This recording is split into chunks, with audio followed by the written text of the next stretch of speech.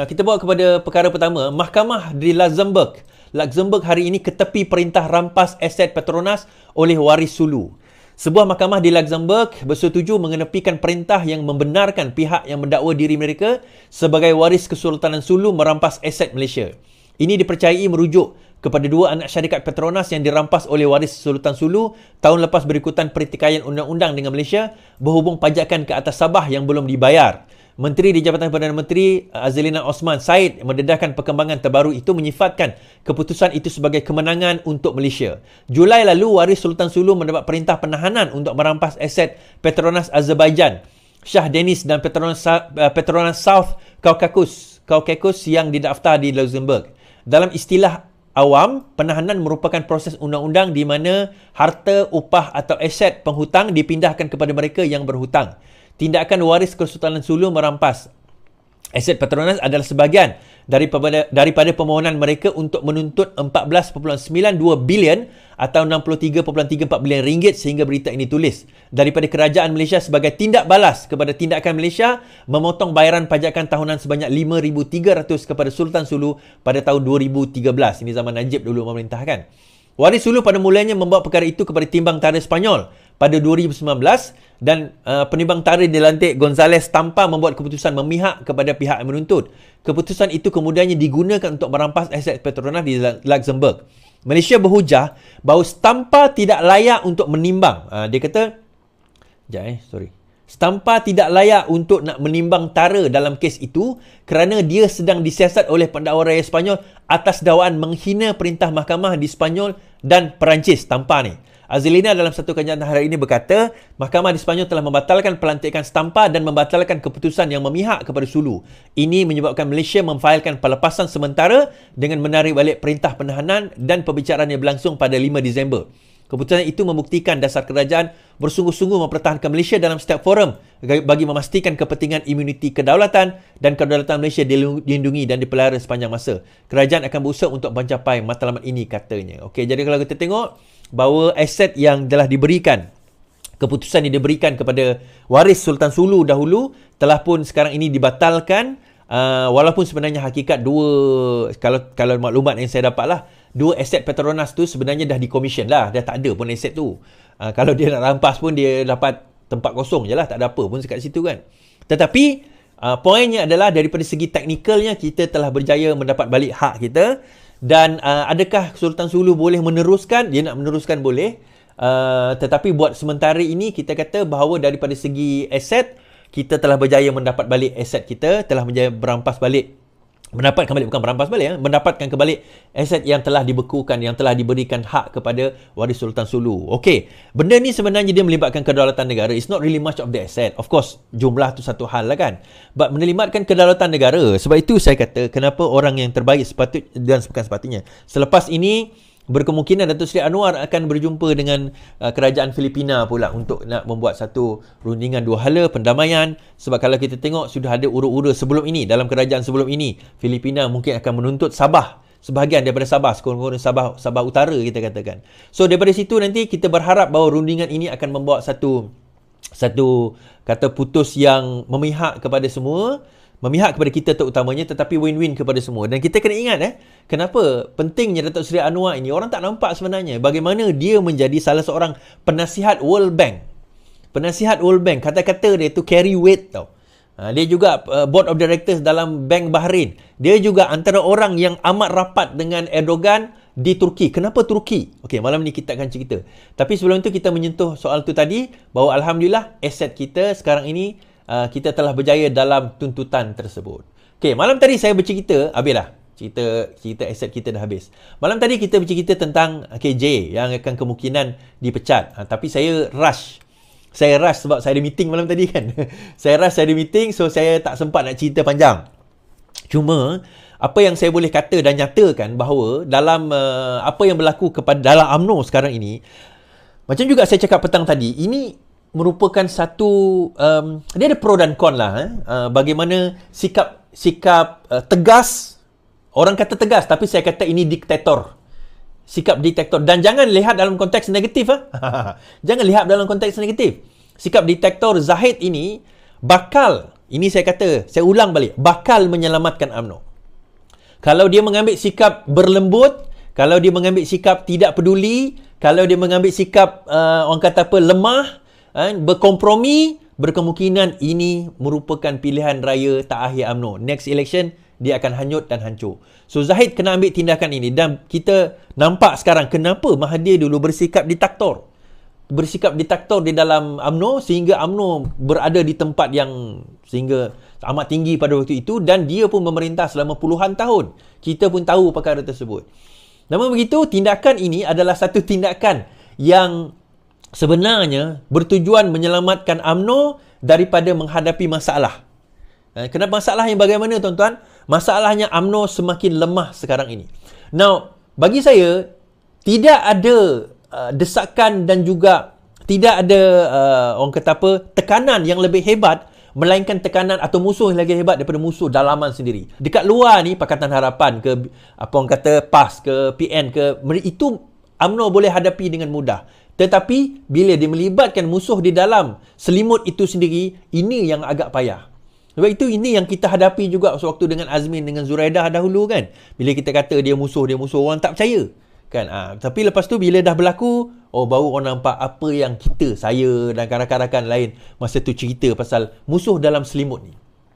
So sekarang ini kenapa? Apa masalah KJ? Itu saya kata dalam live saya hari itu, bahawa KJ ni ini merupakan penghujung karier, berkemungkinan penghujung political career Khairy Jamaluddin. Ini penghujung karier political Khairy Jamaluddin, kecuali dia sanggup untuk nak follow dan abide kepada apa sahaja keputusan dan juga arahan dan juga permainan atau bermain dengan rentak yang dimainkan oleh Zahid. Selain daripada itu, dia akan ada masalah. Terima kasih Pak Kiki. Dia akan ada masalah. Kenapa? Dia sudah mula nampak lantang. Pertama, saya kata nak bunuh karier dia hantar kat Sungai Buloh. Bila dia hantar kat Sungai Buloh, sepatutnya kalau dia kekal dekat Rembau, dia boleh menang. Kalau sekal dekat Rembau, memang dia boleh menang, insya-Allah. Tapi bila dia hantar dekat Sungai Buloh, itu kawasan Selangor, itu memang nak bunuh karier Khairy Jamaluddin lah, kita kata. So, bila dia kalah, dia mula mengkritik apa yang berlaku. Parti mula nak mengambil tindakan terhadap beliau. Okey, kita baca. Zahid, Najib KJ, pensabotaj parti lain diputuskan esok. Kita perasan perkataan KJ dan pensabotaj parti. Disekalikan perkataan itu. Mesyuarat Majlis Tertinggi MKT UMNO esok akan menentukan nasib Khairy. Esok 27 bulan lah. Dan ahli UMNO lain yang didakwa mensabotaj parti pada pilihan raya umum yang lalu, kata Ahmad Zahid. Presiden UMNO itu memberitahu pemberita hari ini bahawa dia akan menjadi sebahagian daripada operasi pembersihan parti seperti yang telah dijanjikan semasa Perhimpunan Agung UMNO parti 2 minggu lalu. Untuk dia, secara individu tak penting. Saya kata pada PAW baru-baru ini kita akan lakukan pembersihan secara besar-besaran. You see perkataan pembersihan. Termasuk mereka yang sabotaj parti dalam PRU lalu, termasuk yang menembak kaki sendiri masa PRU lalu diadakan. Zahid menjawab soalan sama ada MKT UMNO dalam mesyuarat yang dijadualkan esok akan membincangkan tindakan tata tertib terhadap Khairy yang merupakan pengkritik keras Presiden UMNO itu. Khairy yang merupakan bekas Presiden UMNO baru-baru ini memuji ahli UMNO yang telah memfailkan laporan kepada ROS berhubung keputusan untuk tidak mempertandingkan dua jawatan teratas dalam pemilihan parti. Zahid bagaimanapun enggan mendedahkan berapa ramai ahli parti yang dikenal pasti sebagai pensabotaj setakat ini. Bila saya kata kita buat secara besar-besaran, maknanya ada orang lain, insya-Allah. Jadi siapa yang rasa dia buat salah atau belum rasa apa-apa, esok dia rasa. Tapi saya tidak boleh beritahu anda jumlah sekarang. Ia tidak akan menjadi satu strategi jika saya mendedahkan kepada media. Saya perlu embargo semua maklumat sehingga tiba masanya untuk saya umumkan. Dikatakan berkemungkinan antara yang terlibat juga adalah siapa nama dia yang Selangor tu? Ya Allah. Udang Noh Omar. Dalam maklum balas segera, Khairy menyiarkan kenyataan Instagram story menyatakan bahawa mempunyai perbezaan pendapat dengan pimpinan parti tidak sama dengan tidak setia kepada parti. Mempunyai perbezaan pendapat dengan pimpinan parti dan menyeru semua menghormati proses demokrasi tidak bermakna tidak setia kepada parti. UMNO milik semua parti, bukan majlis tertinggi. Terdahulu Khairy juga mengulangi kesetiaannya kepada UMNO dan menolak tawaran PN dan PAS untuk menyertai parti berkenaan. Saya berterima kasih kepada PAS atas tawaran menyertai PN, tetapi saya mesti setia sebagai ahli UMNO. Ini berlaku selepas naib Presiden Ahmad Samsuri Mohtar dilaporkan PAS bersedia menerima mana-mana ahli pimpinan politik atau individu dalam kumpulan mereka yang berkongsi agenda untuk rakyat.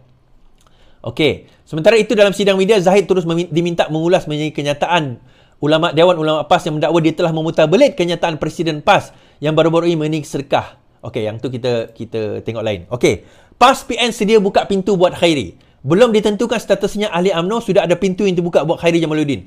Jika dia ditakdirkan dikena tindakan oleh UMNO. Hari ini salah seorang pembina kanan PAS, bekas menteri dan ketua pemuda UMNO boleh menyertai mana-mana parti dalam Perikatan Nasional.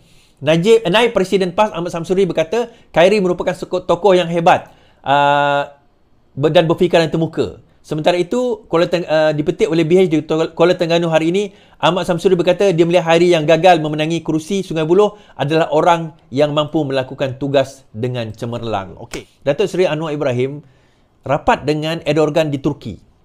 Ini yang saya bincangkan petang tadi dengan geng-geng Saripdul. Terima kasih geng Saripdul yang masuk. Saya bincangkan dengan geng-geng Saripdul. Kenapa Anwar ada orang kata hubungan yang agak, ialah dia rapat dengan ramai orang, tetapi dengan Turki ni dia agak ada special bonding sikit. Yang ni ikut teori saya kenapa ada. Okey. Dan malam ni juga kita akan tengok aset Petronas akhirnya berjaya diselamatkan oleh kerajaan Malaysia di bawah pimpinan Datuk Seri Anwar Ibrahim. KJ bakal dipecat dan mungkin akan masuk PAS ataupun Bersatu mungkin kalau dipecat, kalau diambil tindakan, kalau. Okey. Dan juga isu Ngah Koming di bawah HDB, Housing and Development Board. Semalam saya sebut Berhad, sorry saya silap. Dia actually board, Housing and Development Board di Singapura. Dan kenapa kita di Malaysia ni nak ambil expertise board ni? Dan saya akan bacakan kenyataan ataupun satu WhatsApp yang dihantar oleh orang Singapura, tetapi pengikut geng Ayuh LTL saya. Menarik. Saya tak nak baca nama dia lah. So terima kasih kerana berkongsi. Dia orang Singapura, orang Melayu Singapura. So dia berkongsi pengalaman dia yang yang ikut skem HDB di Singapura. Panjang dia tulis ni kan. Jadi saya nak baca pengalaman beliau, apa yang beliau nyatakan dan kenapa kita boleh belajar daripada Housing and Development Board Singapura ini. Kenapa? Okey. Sebelum itu kita akan pergi ke isu pertama dahulu. Terima kasih yang share, yang like, subscribe. Terima kasih yang share. Saya mohon maaf. Tolong teruskan share.